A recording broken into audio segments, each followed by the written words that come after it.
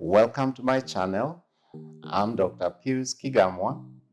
I'm a consultant psychiatrist. I'm also a lecturer at the University of Nairobi School of Medicine.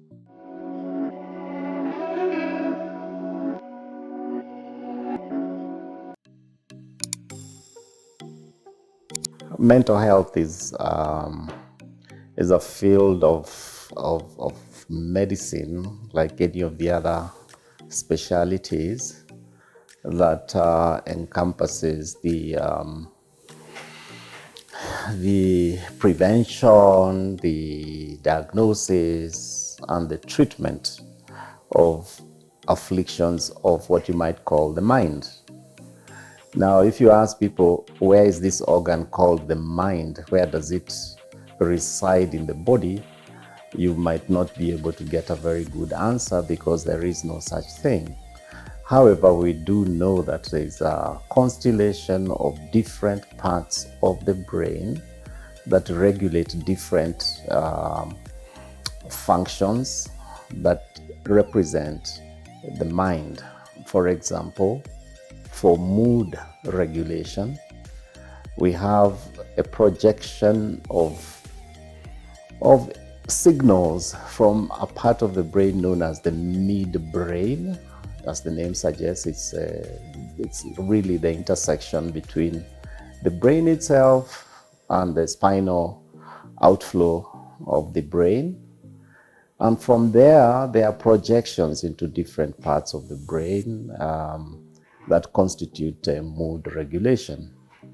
When you think about thinking, thinking also has a part of the brain that regulates that. They all put together would constitute the mind. And that's where mental health stems from. That when there is a dysfunction in any parts of this brain, either because of external factors or internal factors, we end up with ill mental health. Originally, in these asylums, patients were put in those asylums to protect them from society and to protect society from them.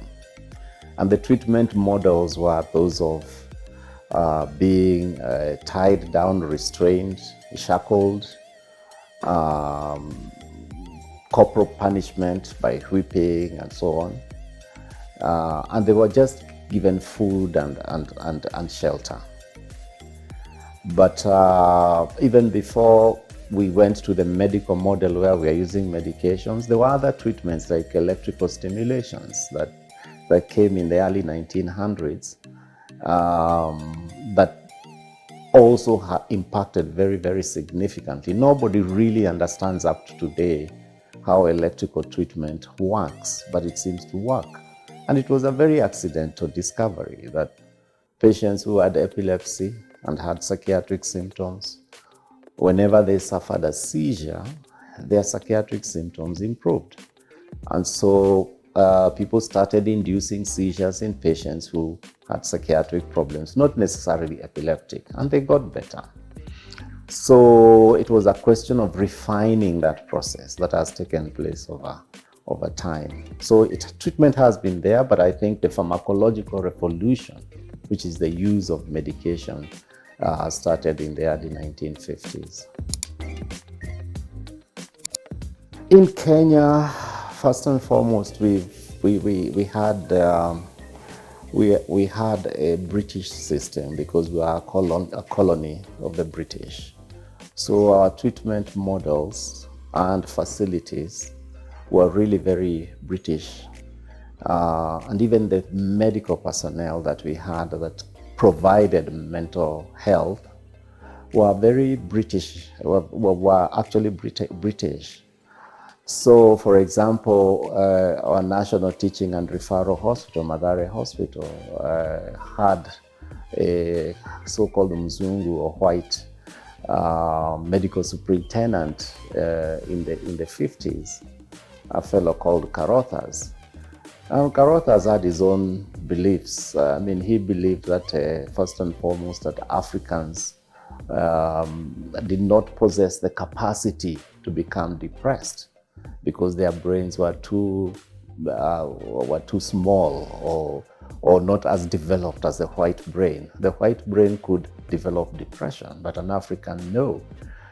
And his observation was really based on the fact that hardly any patient with depression would come to Mathare Hospital.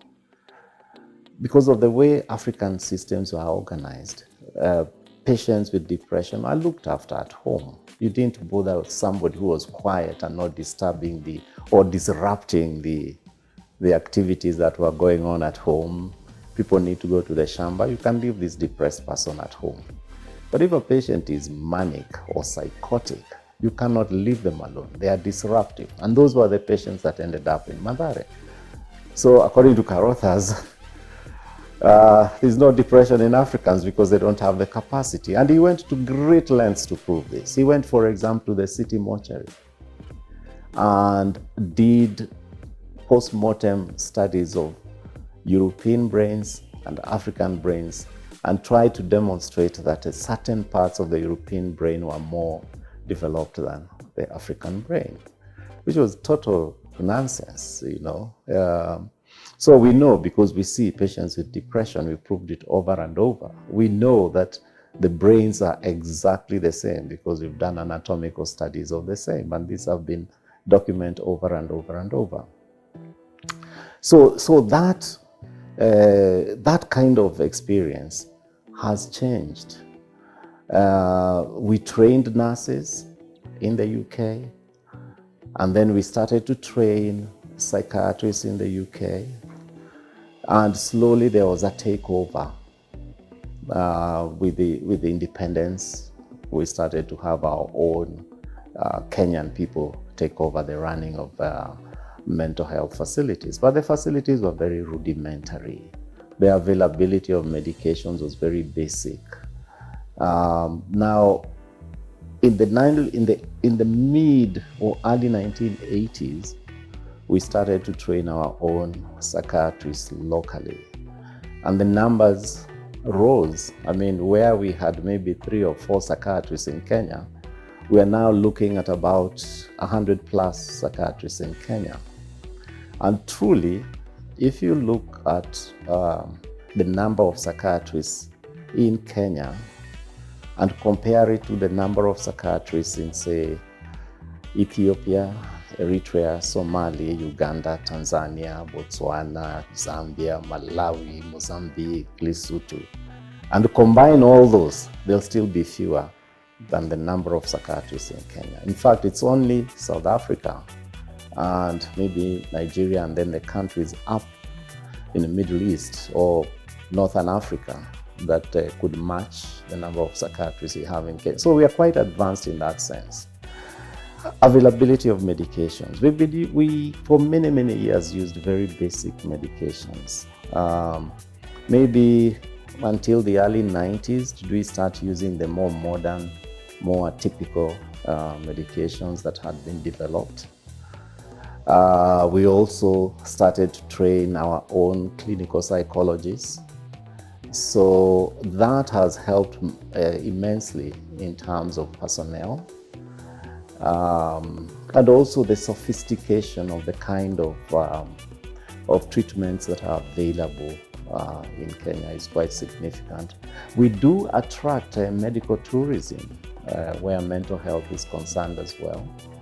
So that's just to show that the treatments have evolved even in Kenya, and we are quite abreast of whatever treatments are available in the West. You can actually get them here in Kenya. We have very well trained personnel, and we also have top of the range medications. So it has evolved in that sense.